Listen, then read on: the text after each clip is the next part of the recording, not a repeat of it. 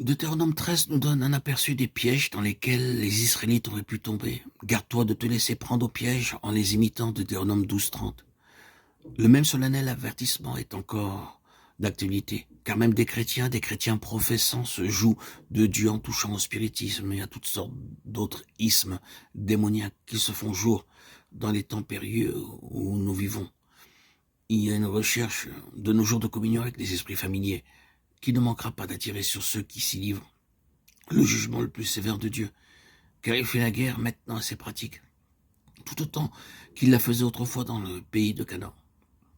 Que de chrétiens trempent dans le spiritisme et dans les innombrables doctrines de démons qui sévissent en tout lieu.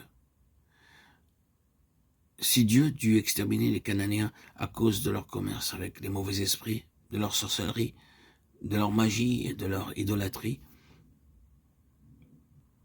il ne fait pas l'ombre d'un doute que le jugement va fondre sur le spiritisme sous toutes les formes diaboliques où il se présente aujourd'hui.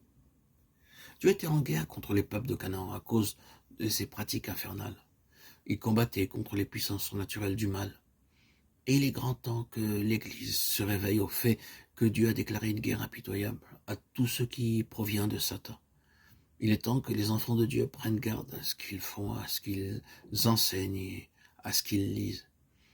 Il y a un genre de littérature actuellement qui est largement diffusé, qui contient les enseignements les plus subtils des esprits séducteurs, ayant en eux le germe des abominations de Canaan, qui firent tomber sur ce pays le juste jugement de Dieu.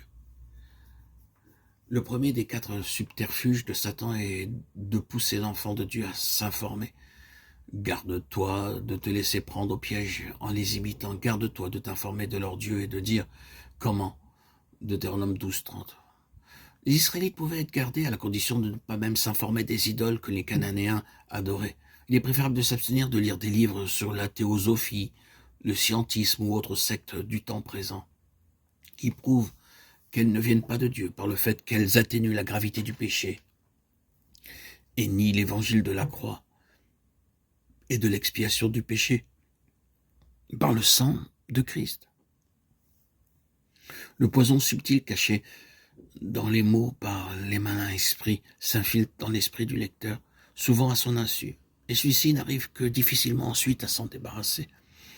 L'Éternel ne recommande pas à Josué de lire tous les livres de magie, des sorciers et des médiums de Satan en Canaan, afin de s'instruire sur la manière de s'y prendre à leur égard. Mais il a ordonné de méditer jour et nuit la loi de Dieu. Point n'est besoin de lire la littérature empoisonnée des Cananéens. La loi de Dieu est le plus grand et le plus merveilleux des boucliers contre l'ennemi.